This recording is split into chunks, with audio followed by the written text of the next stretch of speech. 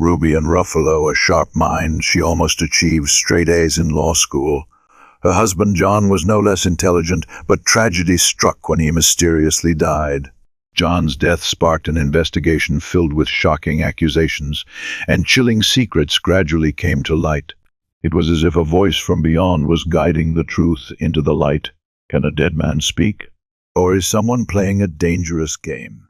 Amid the grief of widowhood and the whirlwind of legal battles, Ruby was forced to fight not only to seek justice for her husband, but also to protect her own freedom. Langford, British Columbia, October 25, 2003. After a week of relentless rain, a hiker followed a trail in Mount Wells Regional Park. On the outskirts of Victoria, the narrow path ran parallel to an old, abandoned drainage pipe. As he stepped down near the pipe, he suddenly froze. Something looked strange. Emerging from the darkness of the pipe, something sent a chill down his spine. A hand. His heart pounding. The hiker realized he had just stumbled upon a corpse. Without hesitation, he immediately called 911. Within minutes, the Royal Canadian Mounted Police arrived at the scene. The body of a white male, in his mid-30s, was discovered in the West Shore area of Langford. No identification, no visible wounds. He hadn't been stabbed. He hadn't been shot. But what had killed him? The victim's identity was quickly confirmed. John Ruffolo, 36 years old, who had been reported missing 5 days earlier by none other than his wife, Ruby. Ruby Anjuba was born in 1956 in a remote community in Terrace, British Columbia. From a young age, she showed intelligence and promise, enrolling at the University of Victoria. However, upon arriving in Victoria, a familiar pattern began to emerge in her life. Ruby dropped out, got married, quickly divorced, and then fell into a new relationship. Unfortunately, both relationships were fraught with abuse. Each romance left her with a child, and by the age of 30, Ruby was struggling to raise 4 children on her own. Life became increasingly difficult, and in 1986 she decided to return to her family's farm in Terrace. But 2 years later, in 1988, she left once again, this time returning to Victoria without her children. Back in the city, Ruby was determined to change her life. She went back to school, completed her degree, and it was there that she met John Ruffolo, a man 11 years younger than her. Despite the age gap, they quickly formed a bond. John was outgoing, charismatic, and passionate, while Ruby was drawn to his warmth and devotion. In April 1990, they got married. Ruby's children from previous relationships remained with their family, while she and John built a new home together, welcoming a daughter. Although Ruby had a university degree and John did not, she chose to stay home to care for their child while John became the family's breadwinner, working hard to support them. As Ruby continued to pursue her education, John became increasingly involved in real estate. However, studying law was never easy, and life wasn't always smooth. In 1998, shortly after Ruby graduated from law school, John suddenly faced charges for violating the Real Estate Act of British Columbia. Once again, turmoil struck, presenting new challenges for their marriage. John eventually broke the law and was convicted of 22 offenses. However, instead of serving prison time, he was only fined $14,000 and forced to give up his job as a prison guard. Meanwhile, Ruby's career was also struggling. Despite graduating from law school, she found herself unemployed, unable to secure a foothold in the industry. Marital tensions escalated. The relationship between Ruby and John became so distant that they no longer even shared the same bed.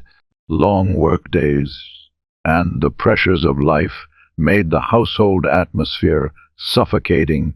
Even their 12-year-old daughter, Giovanna, could sense the growing rift between her parents. That summer, John seemed increasingly detached from his family. One night, he bluntly asked his daughter, "Do you want me to leave?" Giovanna, though still a child, understood that her parents' marriage was on the verge of collapse. Yet John promised her that he wouldn't go. But that promise didn't last long. Not long after, John mysteriously disappeared, leaving behind unanswered questions. On the evening of October 19, 2003, just before 11 p.m., the shift manager at Brink Security called Ruby Ann Ruffolo. His voice was tense as he asked, "Where's John? He didn't show up for work." Ruby was confused. She didn't know where John was. Over the phone, her bewilderment was as evident as the manager's concern. But the real worry began the next morning when John still hadn't returned home. Ruby started feeling uneasy. She turned to Vivian Kirkland, a close friend who lived in the basement apartment of her house. The two women quickly went to the police station to report John missing, but the police remained unfazed. They told Ruby not to worry because John had been missing for less than 24 hours. "Maybe he just got drunk somewhere and will be home soon," they reassured her. However, the day passed with no sign of John. By evening, when the 24-hour mark since his disappearance was reached, his family and friends were genuinely alarmed. John's phone rang nonstop. Messages flooded in. Ruby seemed to be spiraling into panic. One of her tenants recalled that she paced back and forth incessantly, so anxious she was nearly frantic. By October 22, 2 days after John was reported missing, his family began to believe that something terrible had happened. That afternoon, John's brother-in-law was refueling at a local gas station when he suddenly recognized a familiar-looking car. As he moved closer to inspect it, he confirmed it was John's car. But John was nowhere to be found. Alarmed, his brother-in-law immediately called the police. When officers searched the vehicle, they found a suspicious detail. John's wallet was still inside, along with his identification. This raised a series of questions. Why would John abandon both his car and wallet? Where had he gone? And most importantly, what had really happened to him? The police immediately tried to contact Ruby to inform her of the discovery and to ask more about John. Strangely, it took them until the next day to reach her. Shortly afterward, the police received a call from Ruby's lawyer. He said that Ruby wanted to meet with them and was willing to assist in the investigation. When Ruby arrived at the police station, she wasn't alone. Beside her was Vivian Kirkland, her loyal friend. During the interview, Ruby explained that Vivian was there for emotional support, while her lawyer accompanied her to ensure everything proceeded properly. When asked about her husband's disappearance, Ruby admitted that it was highly unusual. "John would usually call me or leave a message," she said. But then she followed with an even more shocking claim. John might have been involved in a dark secret. According to Ruby, John had a habit of using drugs. She had even left him briefly because of it, but they eventually reconciled. However, she never fully trusted him. And just days before John went missing, Ruby claimed she had found evidence to support her suspicions. While cleaning the house, she discovered that John had hidden a large sum of cash, $7, taped to the back of a cabinet. But when the police searched Ruby and John's home, they found no trace of the cash she had mentioned. The $7 had vanished, and so had John. Was this merely a coincidence? Or did John have a real reason to hide the money? Were drug dealers hunting him down? A new theory began to emerge. Perhaps John was on the run due to debts owed to drug traffickers. But to the police, this scenario seemed unconvincing. John's family didn't believe it either. As investigators continued to track and verify Ruby's statements, they noticed a major issue. There was no evidence to suggest that John was a drug addict. A heavy user couldn't possibly manage 3 jobs at once. It was almost impossible. John's sister outright rejected this theory. "There's no way he would just leave," she insisted, worry etched across her face. And as each day passed without any sign of John, his family began to fear the worst. Saturday, October 25, 6 days after John's disappearance, a hiker descending from Mount Wells Regional Park stumbled upon a horrifying sight: the body of a man inside an old drainage culvert. Panicked, he immediately called 911. The Royal Canadian Mounted Police quickly arrived at the scene, calling in a crime scene analyst to assist with the situation. As investigators pulled the body from the culvert, they compared it to a photo in the missing persons file. The results confirmed the family's worst fears. The deceased man was John Ruffolo. The grief of losing him was already devastating, but the way he was found left his family even more haunted. What had killed him? At first glance, the body showed no signs of beating or obvious violence. Hoping to find answers, investigators hiked up the mountain to what was believed to be the entrance of the culvert. There, they discovered discarded drug paraphernalia. This evidence seemed to align with Ruby's claim that John was a drug user. But was it really true? Had John overdosed and died tragically? The police weren't entirely convinced. Something felt off. Drug addicts didn't typically wander into the woods to inject themselves. And if John had truly been an addict, why did none of his family and friends believe it? On the night of October 26, 2003, officers from the Royal Canadian Mounted Police knocked on the door of Ruby Ann Ruffolo's home in the suburbs of Victoria. Just a day earlier, a hiker had discovered the body of her missing husband, John Ruffolo. He was only 36 years old. Ruby had reported John missing 6 days prior. Just 2 days before his body was found, she had told investigators that John was a drug addict, possibly in debt, and even suggested that he might have taken his own life due to the pressures of drugs and money. At first glance, John's death seemed to align with Ruby's statement. But was that really the case? While John's family and friends mourned his loss, investigators began asking questions. An initial theory suggested that John might have taken his own life with drugs. But there was a major problem. Many details didn't add up. If John had truly walked up the mountain to inject himself, why was his car found abandoned more than 8 miles away? And if John hadn't gone there himself, then who had taken his body up the mountain? The next question, who had done it?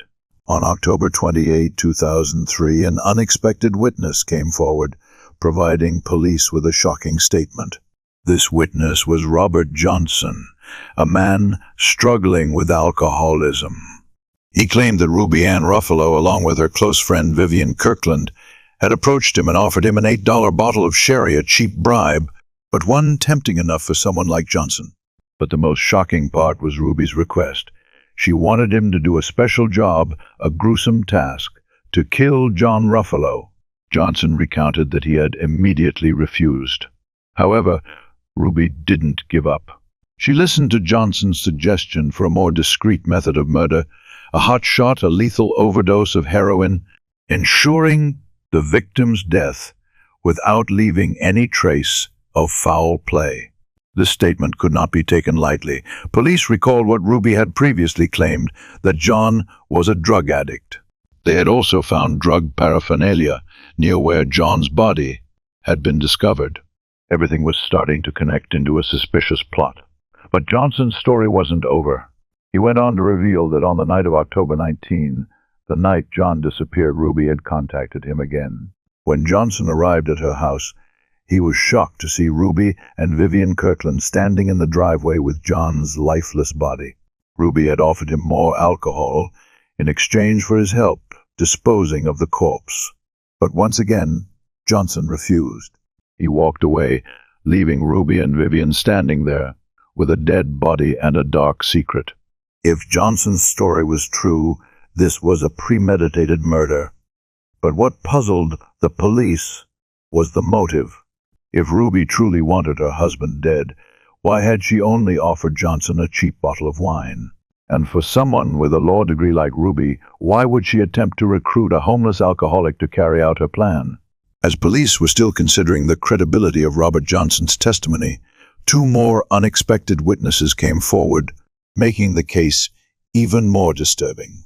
This time, it was Jonathan Horton, an 18-year-old, and his mother, Linda, a former tenant of the Ruffolo family. Linda revealed a shocking truth.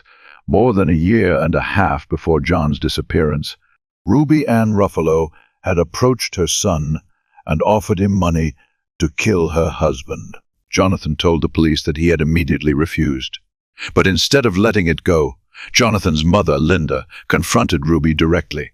Ruby's reaction? Not a single denial. In fact, according to Linda, Ruby even repeated the offer to her, offering to pay her to kill John Ruffolo. And once again, the offer was rejected. This revelation raised a puzzling question. If John knew that his wife had plotted to kill him, why did he continue living with her for another year and a half?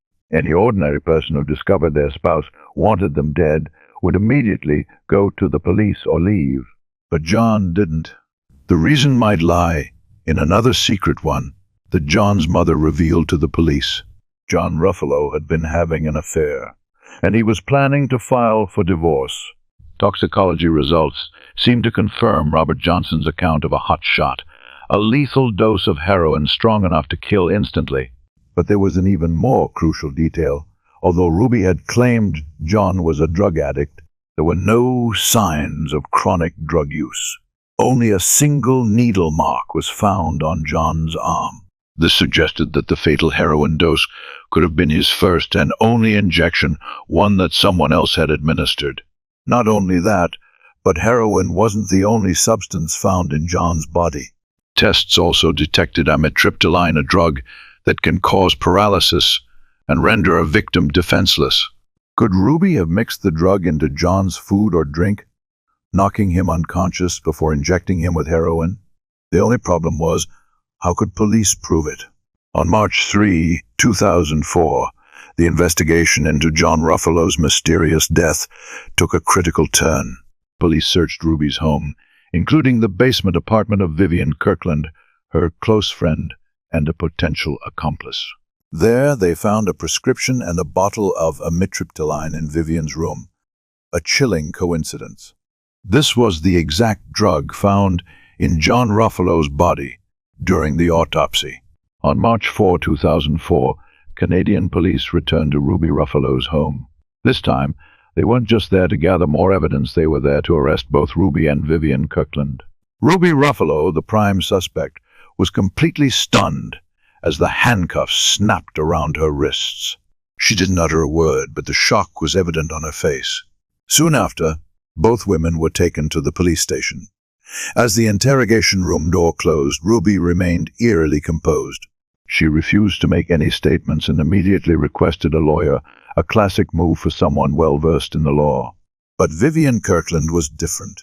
Held in the interrogation room next door, Ruby's closest friend became the center of the investigation. Detectives were determined to uncover her true role in John Ruffolo's death.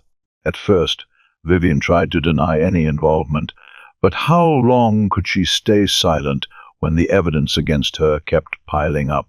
On March 3, 2009, nearly 6 years after John Ruffolo's body was found in the woods outside Victoria, British Columbia, and almost 5 years after Ruby Ruffolo's arrest, she finally stood trial for her husband's murder. John's family had waited far too long for justice, and what angered them most was that Ruby had spent nearly 5 years out on bail, free as if nothing had happened. With a law degree from one of Canada's top universities, Ruby knew the legal system inside and out, and perhaps she had used that knowledge to delay the case, hoping it would fade into obscurity. But Judgment Day had come. That morning in court, the prosecutor opened the trial with a statement that sent shockwaves through the courtroom. Ruby Ruffolo had killed her husband because he was leaving her. But this was not just a crime of passion. John had planned to divorce her, and that meant dividing assets, a prospect Ruby could not accept. To her, everything they owned, from real estate investments to every dollar in their bank accounts, belonged to her, not to John. And when she realized she might lose it all, Ruby took action. But the prosecutor had more than just a theory. They had a crucial witness, someone who had once been Ruby's most loyal accomplice, Vivian Kirkland. After years of protecting Ruby, standing by her side like a shadow, Vivian finally broke under the weight of the investigation. She testified, exposing the entire murder plot that Ruby had orchestrated.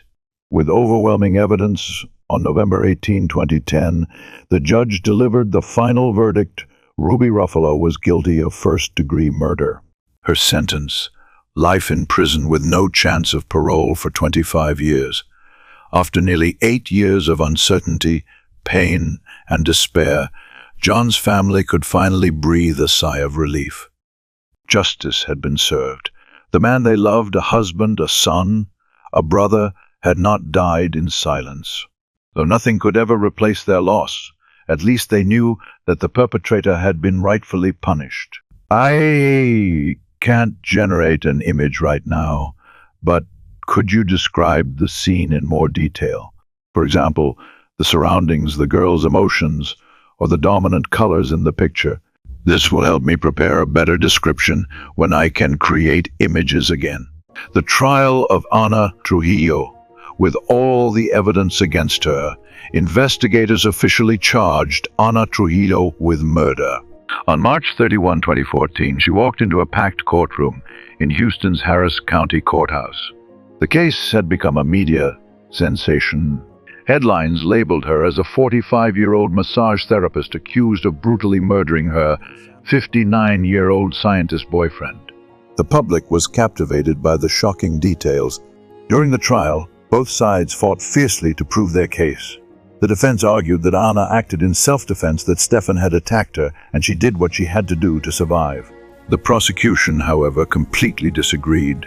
They painted Ana as a violent and aggressive woman who had mercilessly beaten her partner to death. In the courtroom, prosecutors made their final plea. Ana Trujillo savagely murdered her lover.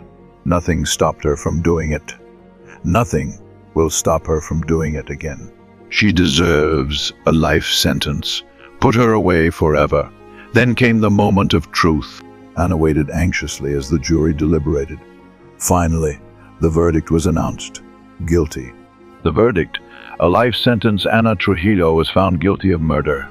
The jury rejected her self-defense claim, concluding that she had intentionally killed Stefan Anderson.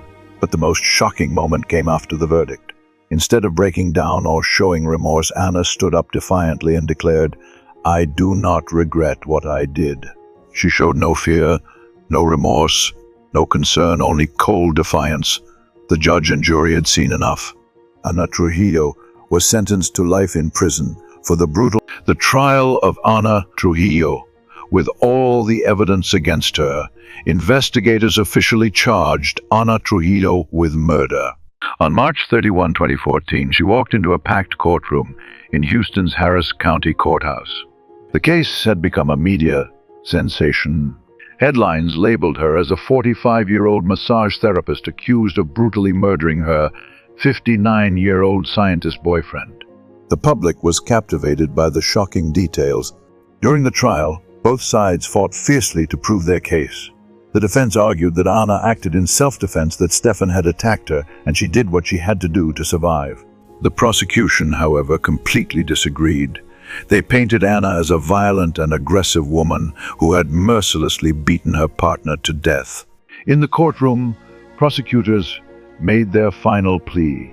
Ana Trujillo savagely murdered her lover.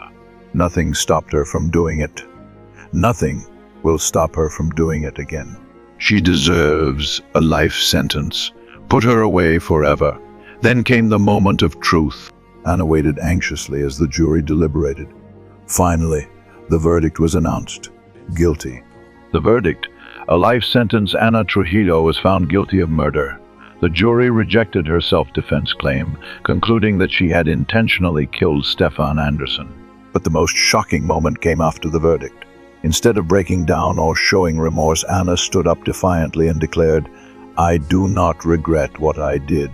She showed no fear, no remorse, no concern, only cold defiance. The judge and jury had seen enough. Ana Trujillo was sentenced to life in prison for the brutal murder of Stefan Anderson. Her weapon of choice? A 5.5-inch high heeled shoe, a murder so shocking that it left an entire city in disbelief. Bananoy, type tok chat GPT tuanoy. That was the final part of the story. Ana Trujillo was sentenced to life in prison for the murder of Stefan Anderson. After the trial, the case continued to attract public attention due to its bizarre nature, a high-heeled shoe used as a deadly weapon. Many people debated whether Anna had truly acted in self-defense or if she was a cold-blooded killer.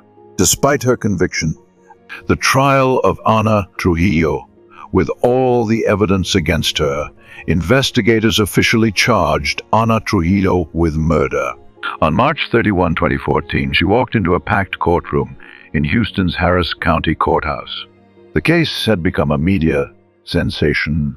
Headlines labeled her as a 45-year-old massage therapist accused of brutally murdering her 59-year-old scientist boyfriend.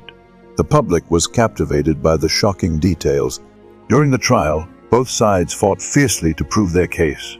The defense argued that Anna acted in self-defense, that Stefan had attacked her, and she did what she had to do to survive.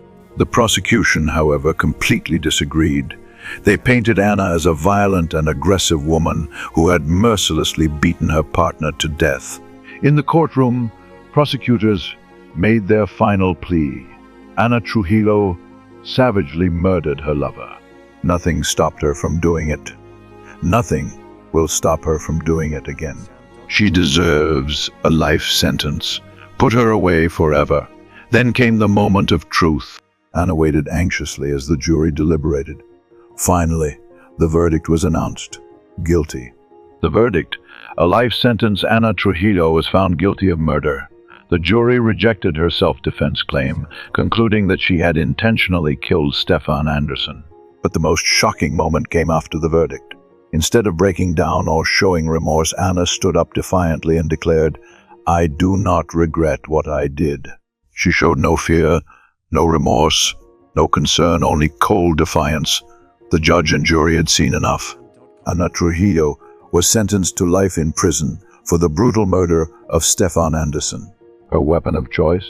A 5.5-inch high heeled shoe, a murder so shocking that it left an entire city in disbelief. Bananoy, type tok chat GPT tuanoy. That was the final part of the story. Ana Trujillo was sentenced to life in prison for the murder of Stefan Anderson. After the trial, the case continued to attract public attention due to its bizarre nature, a high-heeled shoe used as a deadly weapon. Many people debated whether Anna had truly acted in self-defense or if she was a cold-blooded killer. Despite the trial of Ana Trujillo, with all the evidence against her, investigators officially charged Ana Trujillo with murder. On March 31, 2014, she walked into a packed courtroom in Houston's Harris County Courthouse. The case had become a media sensation.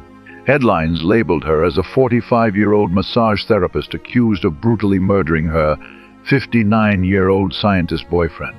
The public was captivated by the shocking details. During the trial, both sides fought fiercely to prove their case. The defense argued that Anna acted in self-defense, that Stefan had attacked her, and she did what she had to do to survive. The prosecution, however, completely disagreed. They painted Anna as a violent and aggressive woman who had mercilessly beaten her partner to death. In the courtroom, prosecutors made their final plea. Ana Trujillo savagely murdered her lover. Nothing stopped her from doing it. Nothing will stop her from doing it again. She deserves a life sentence. Put her away forever. Then came the moment of truth. Anna waited anxiously as the jury deliberated. Finally, the verdict was announced. Guilty. The verdict: a life sentence. Ana Trujillo was found guilty of murder. The jury rejected her self-defense claim, concluding that she had intentionally killed Stefan Anderson. But the most shocking moment came after the verdict. Instead of breaking down or showing remorse, Anna stood up defiantly and declared, "I do not regret what I did." She showed no fear, no remorse, no concern, only cold defiance. The judge and jury had seen enough. Ana Trujillo was sentenced to life in prison for the brutal murder of Stefan Anderson. Her weapon of choice? A 5.5-inch high heeled shoe, a murder so shocking that it left an entire city in disbelief. Bananoy, type tok chat GPT, tuanoi. That was the final part of the story. Ana Trujillo was sentenced to life in prison for the murder of Stefan Anderson. After the trial, the case continued to attract public attention due to its bizarre nature, a high-heeled shoe used as a deadly weapon. Many people debated whether Ana had truly acted in self-defense or if she was a cold-blooded killer. The trial of Ana Trujillo, with all the evidence against her, investigators officially charged Ana Trujillo with murder. On March 31, 2014, she walked into a packed courtroom in Houston's Harris County Courthouse. The case had become a media sensation. Headlines labeled her as a 45-year-old massage therapist accused of brutally murdering her 59-year-old scientist boyfriend. The public was captivated by the shocking details. During the trial, both sides fought fiercely to prove their case. The defense argued that Ana acted in self-defense, that Stefan had attacked her, and she did what she had to do to survive. The prosecution, however, completely disagreed. They painted Ana as a violent and aggressive woman who had mercilessly beaten her partner to death. In the courtroom, prosecutors made their final plea. Ana Trujillo savagely murdered her lover. Nothing stopped her from doing it. Nothing will stop her from doing it again. She deserves a life sentence. Put her away forever. Then came the moment of truth. Ana waited anxiously as the jury deliberated. Finally, the verdict was announced. Guilty. The verdict: a life sentence. Ana Trujillo was found guilty of murder. The jury rejected her self-defense claim, concluding that she had intentionally killed Stefan Anderson. But the most shocking moment came after the verdict. Instead of breaking down or showing remorse, Ana stood up defiantly and declared, "I do not regret what I did." She showed no fear, no remorse, no concern, only cold defiance. The judge and jury had seen enough. Ana Trujillo was sentenced to life in prison for the brutal murder of Stefan Anderson. Her weapon of choice? A 5.5-inch high heeled shoe, a murder so shocking that it left an entire city in disbelief. Final part of the story: Ana Trujillo was sentenced to life in prison for the murder of Stefan Anderson. After the trial, the case continued to attract public attention due to its bizarre nature, a high-heeled shoe used as a deadly weapon. Many people debated whether Ana had truly acted in self-defense or if she was a cold-blooded killer.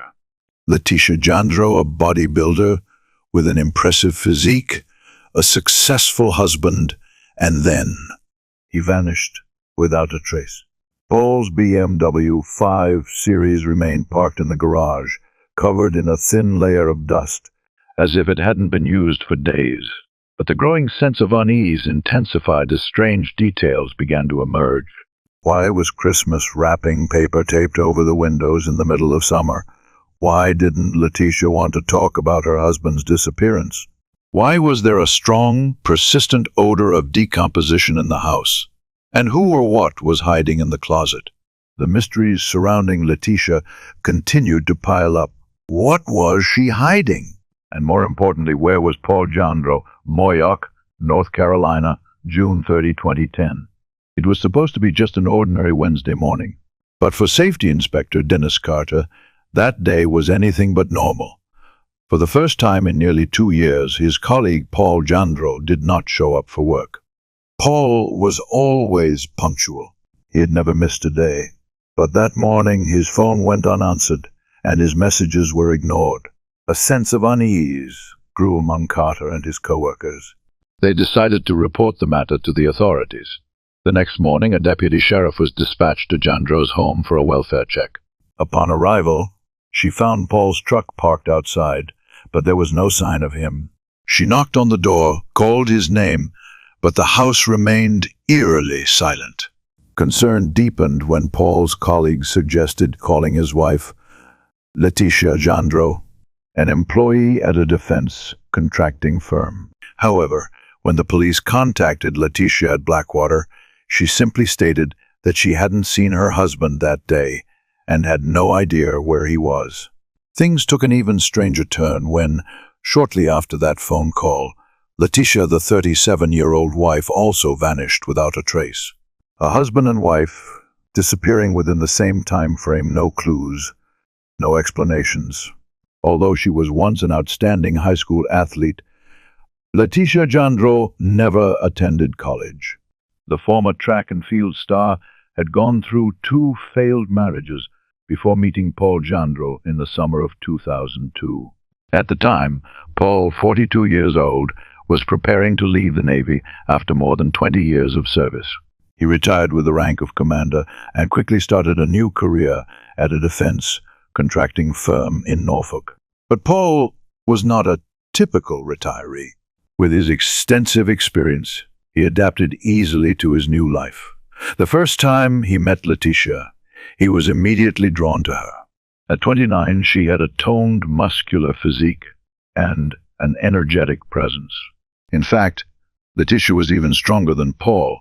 They quickly became workout partners, and within weeks, their relationship evolved beyond just training together.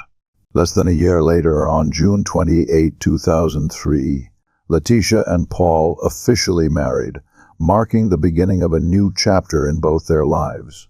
Letitia always exuded toughness, while Paul was friendly and approachable. When meeting Letitia for the first time, she barely interacted with anyone, reserved, distant. In contrast, Paul was cheerful and easygoing. Despite their contrasting personalities, they stayed together. Paul had a stable income at Bay, and Letitia also transitioned into the defense industry, joining a private training facility operated by Blackwater USA, one of the largest military contractors in the country. Their life seemed to be going smoothly, stable careers, a promising future. But then, tragedy struck, one that would test their marriage in ways no one could have foreseen. In 2006, after a long struggle with infertility, Paul and Letitia finally received good news. But their happiness was quickly overshadowed by tragedy. In July, Letitia went into premature labor. The twins could not be born healthy. One baby did not survive before birth, and the other lived for only 42 seconds. The immense pain devastated Letitia. She fell into deep despair and developed post-traumatic stress disorder, PTSD, from the loss of her children. To cope with the grief, Letitia threw herself into training, doubling her hours at the gym. She immersed herself in female bodybuilding competitions and won, channeling her pain into a relentless drive to push herself beyond her limits. Paul was proud of his wife's achievements. He kept photos from Letitia's competitions and even built a home gym in their Moyoc house to support her training. He did everything he could to encourage and motivate her, but instead of bringing them closer, the distance between them grew. Paul's friends began to notice something. He was no longer Letitia's husband. He was becoming her trainer. By 2008, 2 years after the tragic loss of their twins, Letitia had become so independent that she was emotionally distant from her own husband. They rarely spent time together, like two ships silently passing in the night. Paul slept in an upstairs bedroom while Letitia spent her nights downstairs. They lived under the same roof, but in reality, they were completely separated. She had her own life. So did he. Paul grew increasingly frustrated with the arrangement. After nearly 8 years together, he had endured enough. Perhaps he wanted to leave. Perhaps he was ready to move on. But the question was, would he ever get the chance? Because just days later, Paul vanished, and Letitia began acting strangely. There was Christmas wrapping paper taped over the windows despite it being July. She refused to talk about her husband's disappearance, and a putrid smell of decomposition began creeping through the house. Even so, she agreed to take time off work and return home to meet with the police. When Letitia arrived at the house, she and the female deputy entered together. The house was a mess. There was no sign of Paul. From the moment his disappearance was reported, Paul's colleagues and neighbors felt that something was wrong. 2 of his co-workers decided to drive to his house to check on him. As they pulled into the driveway, a bizarre sight unfolded before them. All the windows were covered with Christmas wrapping paper in the middle of summer. Inside, they found Letitia standing in the dark. The lights were off. Every window was sealed shut. But the strangeness didn't end there. Letitia was wearing a cloak, pulled up to cover most of her face. Dennis, one of Paul's co-workers, stared at her and asked bluntly, "Have you seen Paul?" "Yes," Letitia replied, but Dennis didn't believe her. He met her gaze, his eyes sharp. "I don't believe you." The accusation made Letitia furious. The atmosphere became unbearably tense. The Christmas wrapping paper on the windows. Letitia's reaction. The vague accusations about Paul. Everything felt terribly, horribly wrong. Dennis and his colleague quickly left the Jandro home. And as soon as they stepped outside, the door slammed shut behind them. However, Dennis didn't go straight home.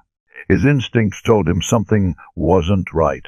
So he spent time talking to Paul's neighbors, hoping to uncover some clue. The next day, on July Honest, Paul's co-worker, Kyle Cheatwood, along with another employee from Bay Systems, decided to drive down to his house for another check. When they arrived, Paul's truck was still parked out front, but what caught their attention was the person unloading items from the truck. It wasn't Paul. It was Letitia. What was she doing with her husband's truck? And why did her every action radiate an air of secrecy? Kyle immediately contacted the authorities. When the police arrived, Letitia seemed irritated. She claimed she was just cleaning up. When asked about the furniture, she gave a curt response, "There's nothing." She even allowed the detectives to check the trunk of her car, as if she wanted to prove she wasn't hiding anything. But soon after, her demeanor shifted, agitated, snappy, snapping at anyone who mentioned Paul. Once again, authorities found no trace of Paul, no evidence of a struggle, nothing suspicious. But there was one thing they knew for sure: Paul hadn't simply run off with another woman. The investigation team decided to call Paul's cell phone, hoping it would lead them closer to the truth. And then a crucial signal appeared. Paul's phone was still on, and it was pinging off cell towers in Elizabeth City. The search for Paul Jandro grew more intense. As soon as investigators detected a trace of his presence, they immediately drove to Elizabeth City, scouring every hotel, in hopes of finding a lead. Had Paul simply grown tired of his marriage and left for a few days? Or was something far more sinister at play? Armed with a copy of Paul's driver's license photo, they approached hotel staff one by one, asking if anyone had seen him. Some employees vaguely recalled seeing a white man in his 50s who resembled Paul. When they arrived at the Hampton Inn, they found key witnesses. Several staff members confirmed they had seen Paul the previous night. They were so close to the missing man, or at least they thought they were. Paul's co-workers continued to call his phone, but there was no answer. Then, more than 24 hours after he had vanished, the phone was finally picked up. But it wasn't Paul on the other end. Instead, the voice of a construction worker came through. He said he had found the phone in perfect condition, undamaged, almost as if someone had deliberately placed it there. That same day, Letitia unexpectedly reached out to investigators. But she wasn't calling to ask about her husband. She had only one question: did the police come to my house today? Authorities arranged to meet with Letitia later that day. But when they arrived at the scheduled time, she was gone. On the door of her house, they found only a small note that read, "I went out for a walk." They searched everywhere, but Letitia was nowhere to be found. Less than 72 hours after Paul Jandro disappeared, his wife, Letitia, had vanished as well. Police immediately launched a large-scale search operation.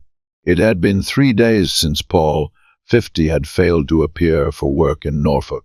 And now, Letitia Jandro, 37, was gone from their home in Mocksville.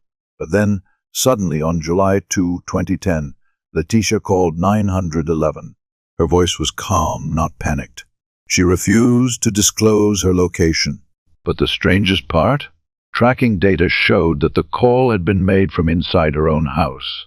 Immediately, police surrounded the home, preparing for a forced entry. Once they secured a search warrant, they moved in under the cover of night. As they entered the garage, Something immediately caught their attention. A massive pile of trash sat in the middle of the space. They pushed further inside, guns drawn. The air was thick with an eerie silence. And then, finally, they found her. Letitia was lying motionless on the floor of a bedroom closet. For a moment, they thought she was dead. But no, she was still alive. Letitia was taken into custody as authorities began their long-awaited search of the house she had so desperately tried to keep them out of. During questioning, Letitia claimed she believed someone had tried to break into her home. She also denied knowing where Paul was. One of the officers suddenly entered the interrogation room. He didn't say a word. He simply leaned down and whispered into his colleague's ear.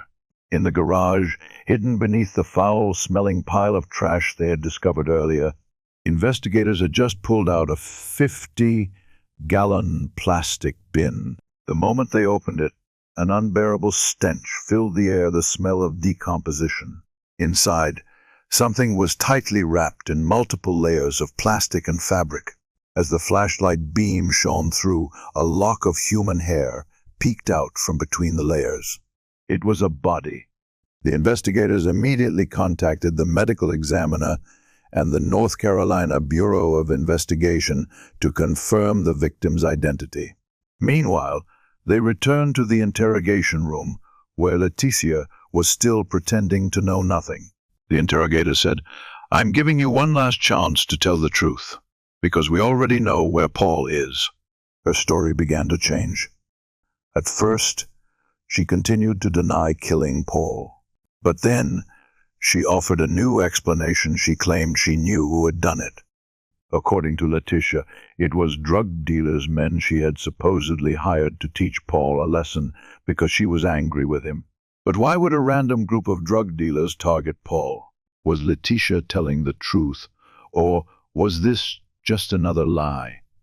As Letitia sat in the interrogation room, scrambling to come up with a convincing story, investigators continued searching her home. And then they found undeniable evidence. In a corner of the floor, something felt off. A section of carpet had been glued down with industrial adhesive. When they peeled it back, the sight underneath sent chills down everyone's spine. Blood everywhere. But that wasn't all. On the wooden floor beneath the carpet, they found multiple bullet holes, along with more bullet holes piercing the walls of the bedroom. Letitia had tried to cover them up using putty to fill each one. Police then inspected Letitia's car. Inside, they discovered a .45 caliber semi-automatic pistol. There was no more room for deception. When the medical examiner analyzed Paul's body, they confirmed that it was riddled with bullet wounds. The evidence was overwhelming. Letitia was immediately charged with murder. She was handcuffed and taken straight to the police station. But just when investigators thought the case was closed, Letitia suddenly made a shocking confession. A completely unexpected twist was about to unfold. On July 4, 2010, Letitia Jandro had been in custody for nearly 24 hours. Meanwhile, police were still piecing together the horrifying details of the murder. Paul's body had been discovered inside a 50-gallon plastic container, wrapped in multiple layers of plastic, a desperate attempt to hide the truth. But the traces of the crime could not be erased. Even though Letitia kept insisting that she had only hired someone to teach Paul a lesson and that they had gone too far, investigators did not believe her story. The .45 caliber semi-automatic pistol found in Letitia's car was confirmed to be the murder weapon. When Paul's body was examined, the recovered bullets matched the caliber of the gun. But then came a shocking revelation. When police contacted Paul's family, they learned that Paul had been planning to file for divorce. In fact, he had given Letitia a deadline, June 30, to leave the house. And that was the very day he disappeared. Not long after, Letitia was booked into Currituck County Jail on murder charges. But in the end, she was the one who shattered all the lies. She reached out to investigators. She wanted to talk, and her final confession changed everything. "I shot Paul." Letitia claimed that everything started when Paul gave her an ultimatum to leave the house. "I met with a lawyer, and they told me I didn't have to go. But when she told Paul this, she claimed that he became more terrifying than ever. He spent an entire month trying to scare me into leaving. Every morning, the moment I woke up, he would kick the door hard.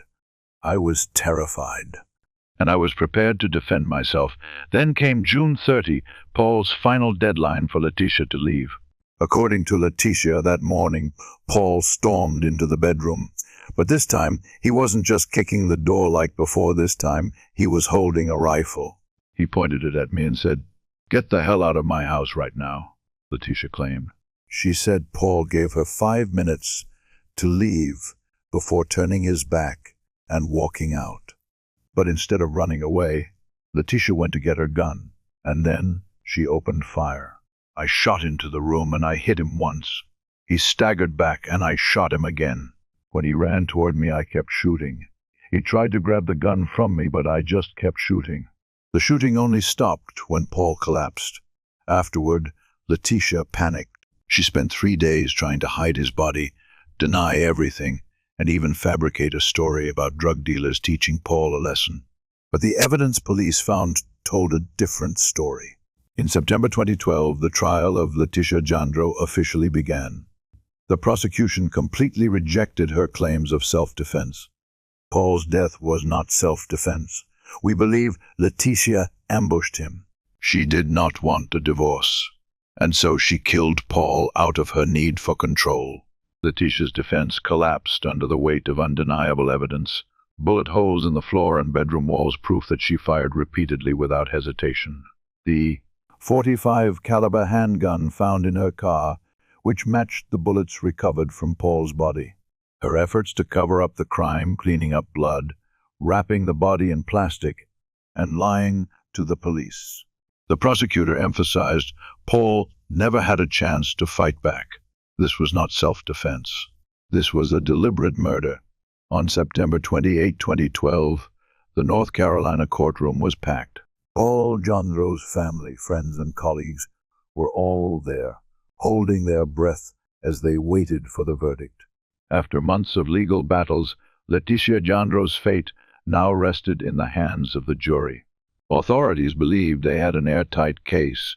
Backed by overwhelming evidence, Paul's body was found inside Letitia's home, wrapped in multiple layers of plastic and stuffed inside a 50-gallon tote.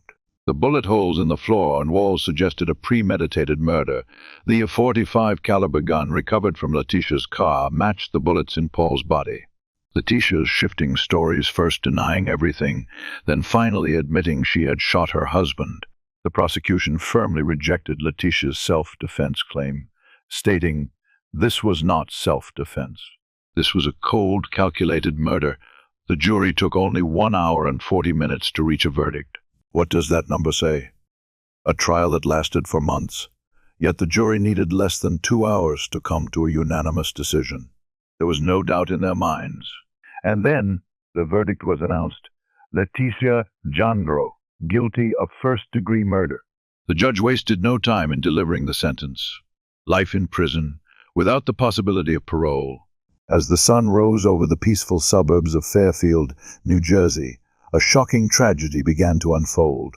An elderly mother, who had once been the emotional cornerstone of the entire family, was discovered lying motionless on the cold floor. At first glance, her death seemed to be a suicide, but the truth is always harsher than we expect. When the police arrived at the scene, they had no idea that they were about to uncover a dark secret, a story of greed, betrayal, and an unforgivable crime. And the perpetrator none other than the victim's closest relative. What truly happened on that fateful morning? Was this a meticulously planned murder, or just a moment of impulsive regret? The answer will send a chill down your spine. On July 23, 2009, in Fairfield, New Jersey, a tragedy struck in a quiet suburban home. Tina Loney and her husband, Christopher, seemed to be enjoying a stable and fulfilling life. They were capable of taking care of Tina's elderly mother, but everything suddenly collapsed. One fateful morning, Christopher was horrified to find his mother-in-law lying motionless on the floor, cold to the touch. At first glance, it appeared to be a suicide. but authorities were unsure. The investigation later uncovered a shocking truth. Tina Loney, the seemingly perfect woman, was living a double life. And the most horrifying part, the victim was her own mother. On July 23, 2009, in Fairfield, New Jersey, a small, peaceful town, at 9:00 a.m., the 911 operator received a frantic call. "My wife just found her mother on the floor. She's in critical condition. We need an ambulance right away." Within 10 minutes, the police and emergency medical team arrived at the scene. Upon arrival, they saw Christopher Loney and his wife Tina anxiously waiting at the entrance to her mother's apartment, a small space located in the basement of the house. Tina, with red eyes and sobbing, told the police that she had found 81-year-old Marie Zotti lying motionless on the floor. Immediately, an officer requested Tina to lead them to where Marie was. As they approached the body, one officer bent down, placing 2 fingers on her wrist to check for a pulse, and then he slowly raised his head, confirming a chilling truth. Marie Zotti was dead. Marie Zotti was cold to the touch. There was blood around her head, which could suggest that the 81-year-old woman had suffered an accident, possibly a heart attack, causing her to fall face first onto the floor, resulting in a bleeding wound. But when the police gently turned her body over, they made a shocking discovery. This was not a natural death. Tightly wrapped around her neck was a necktie. A suicide? Impossible, at least according to Tina. She shakily handed the police a piece of paper that she claimed to have found near the body.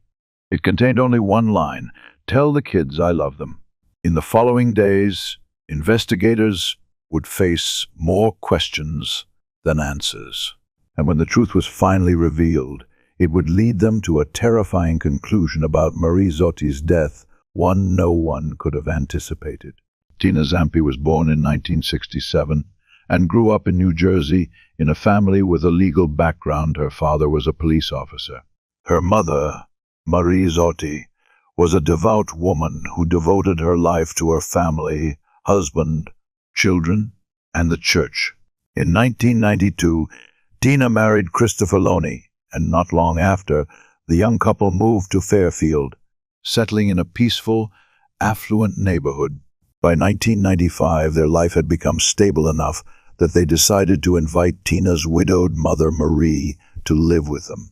The small apartment downstairs was the perfect place for her to be closer to her grandchildren. A year later, Tina and Chris welcomed their first child, a son, and 2 years after that, they had a daughter. The children were very close to their grandmother, calling her Nana, and Marie always showered them with love. Not only that, but she played an important role in Tina's life, a relationship that seemed incredibly close and perfect.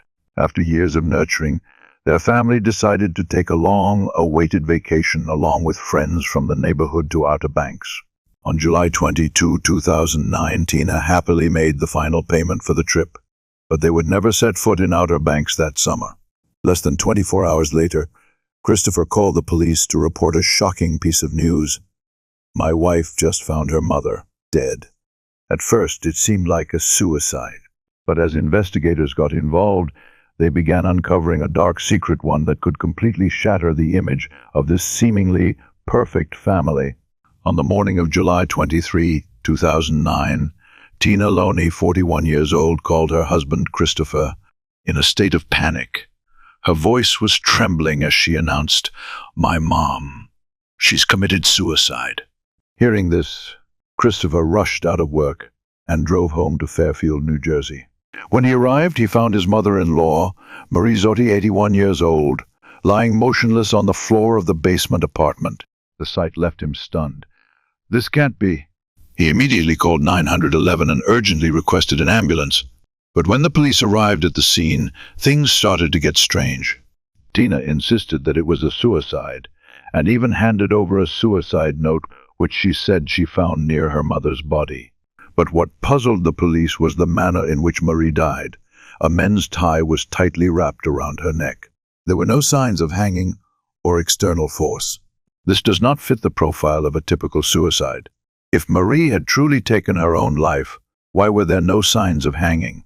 The police began to suspect that this was a murder. But who would want to kill an 81-year-old woman? A robbery? Impossible. As they searched the scene, they noticed no signs of forced entry. The front door wasn't broken, the lock was intact, and nothing was missing. So, if this wasn't a robbery, what was the real motive behind the killing? In hopes of finding a clue, the police focused on the only lead they had, Tina and Christopher Loney. Immediately, the couple was called into the Fairfield Police Department for questioning. In the interrogation video, Tina tried to stay calm as she recounted what happened. I walked around the house, looked through the window, and I saw my mom lying face down on the floor. At that point, I thought she might have fallen off the chair or something. I panicked. I ran around the house, found an unlocked window, and climbed in. When she entered her mother's apartment, Tina found that her mother had a broken hip. But what was even more shocking was the tie wrapped around her neck. At that moment, instead of calling 911 immediately, Tina called her husband first, which made the police suspicious. Why would she do that? Tina explained in a confusing manner. I think when a loved one passes, you should notify the family first. But when asked about her mother's supposed suicide, Tina couldn't provide a clear answer. She only recalled a strange conversation they had a few weeks before. My mom told the kids, "You don't need me. You won't remember me." The words seemed to have a negative implication, but it wasn't enough to conclude that Marie had wanted to take her own life. Then the police asked an important question. The tie wrapped around her mother's neck. Whose was it? Tina hesitated for a moment before answering. It's my husband's. A shock. Why would an 81-year-old woman commit suicide with her son-in-law's tie? This raised further suspicions that there was something suspicious about the death of Marie Zotti. The case slowly unfolds. The mystery of the tie. Could Christopher be involved in his mother-in-law's death? When the police interrogated Christopher, his testimony completely matched what Tina had said. He confirmed, I don't know what happened before my wife called. When I got there, my mother-in-law was dead, and Tina had covered her up. All I know is what my wife told me. But the investigators weren't easily convinced. When the autopsy results were released, everything became clearer. Marie Zotti did not commit suicide. She was murdered. The examination showed that the cause of death was strangulation. She couldn't have suffocated herself with the tie, and there were no signs of hanging. Someone had strangled her to death. Her broken ribs indicated a struggle or violence, and the time of death was one day before Tina reported it to the police. What does that mean? Marie Zotti had been dead since Wednesday morning, yet Tina and Christopher went about their day, apparently unaware that a dead body was downstairs. That seemed implausible. New clues. The Loney family's secret. The police began to investigate the Loney family's life in more detail. They uncovered a shocking truth. The electricity had been cut off for months due to unpaid bills. Marie was being sued for credit card debt. The house was facing foreclosure, and the family was in a severe financial crisis. Could Marie's death be related to financial issues? Tina Loney disappears. A shocking twist on Friday afternoon, just as the police were preparing to summon Tina for a second round of questioning. Christopher walked into the police station with a shocking announcement. My wife is missing. What was going on? Tina had disappeared just as the police were about to question her again. Soon, investigators would pressure Tina to face the truth, and she would reveal a shocking secret. July 24, 2009, more than 24 hours since Tina and Christopher reported Marie Zotti's death to the police. Initially, everything seemed like a suicide. Tina testified. She found her mother dead in the basement, and then called her husband, Christopher. He was working, and after receiving the news, he rushed home and called the police. But the investigators had an important task. Was this a murder or truly a suicide? The autopsy results provided the answer. Marie did not commit suicide. She was murdered, and the suicide note no longer made sense. Before the police could interrogate Tina again, something unexpected happened. Christopher walked into the police station and reported, "My wife is missing." Tina had disappeared just when the investigation was about to make a breakthrough. What was she running from? Soon, the investigators would follow the trail to uncover the horrifying truth behind this case. Morning of July 24, 2009, Tina Loney suddenly disappears. Christopher's testimony: the whole family had spent the night at his sister's house, and no one slept well after the tragedy. Tina looked distressed, anxious, and almost in shock. At 6 a.m., both of them woke up. At 6:15 a.m., Tina said she wanted to go shopping. Christopher offered to go with her, but she firmly refused. After that, Tina disappeared without a trace. Christopher, worried, called a friend and spent hours driving around town looking for her. There was no sign of Tina, and fearing she might do something reckless, Christopher decided to call the police. But the investigators had another theory. If Tina was the murderer, was Christopher hiding the truth for her? If Christopher were the killer, had he done something to Tina as well? Interrogation room. Christopher investigated. He was questioned about the family's life, particularly the financial problems. The police discovered that Christopher had no idea about the massive debt Tina had pushed the family into. He was shocked to learn that they were going bankrupt. Shocking statement from the police. Tina Loney is now the primary suspect in the murder of her mother. But why would she kill her own mother? Does the family's financial crisis have anything to do with this case? The most important thing right now is to find Tina before it's too late. The search for Tina was unsuccessful, but an important clue emerged. Where did Tina go after she disappeared? She walked to a store, then took a bus to Atlantic City. But instead of mourning her mother's death, Tina took a shocking action. Less than 24 hours after her mother's murder, Tina appeared at the Trump Marina Casino. Security cameras recorded her playing slot machines on the boardwalk. The police followed the trail, but when they arrived, Tina had disappeared. The trail grew cold. However, Fairfield police received an emergency 911 call. Could this be the breakthrough to uncover the truth? Why did Tina go to the casino? Where did the family's money go? The truth was about to be revealed. On July 27, 2009, an emergency call from a citizen walking his dog helped police find Tina Loney. She was walking on Long Acres Road, and in her purse, investigators found suicide notes addressed to her husband, Christopher. The truth began to unfold. Just an hour after her arrest, Tina sat in front of the camera, ready to reveal the entire truth. "Do you want me to tell you what happened to my mother?" An open-ended, ominous question from Tina. Tina confessed to killing her mother. She recalled the heartbreaking details of how she killed Marie. The first used the tie to strangle my mother to death. A shocking twist. Tina's confession not only involved the death of her mother, but also revealed a huge secret. She had been having an affair. Christopher had no idea about his wife's extramarital affair and was completely unaware of the murder. The deception was exposed. Tina admitted everything, and when the confession ended, she was arrested for murder. As Tina was taken to Essex County Jail, Christopher was still grappling with the horrifying truth about his wife and mother. The price of betrayal and crime. Could Christopher overcome this shock? On May 7, 2013, Tina Loney, 45, was led into the courtroom in New Jersey to face the unimaginable crime, the brutal murder of her elderly mother, Marie Zappi, 81. Although she had confessed to the crime from the start, Tina later retracted her confession and stated that she had been in a state of confusion when making the statement. Investigators uncovered key details about Tina's motive. According to the prosecution, Tina killed her mother for money.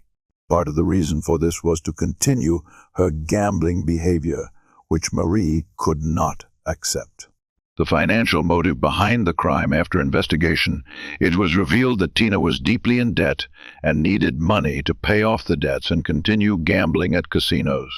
Trial verdict. The jury reached a verdict at the end of the trial, and Tina Loney was found guilty of murder. She was sentenced to 40 years in prison for killing her mother to seize her money. A shocking crime that stunned the community, as no one could believe that a daughter would be willing to kill her own mother just for money to feed her gambling habit. This case left an indelible wound in the hearts of Marie Zappi's family and friends. Tina Loney now faces a harsh sentence for her heinous crime.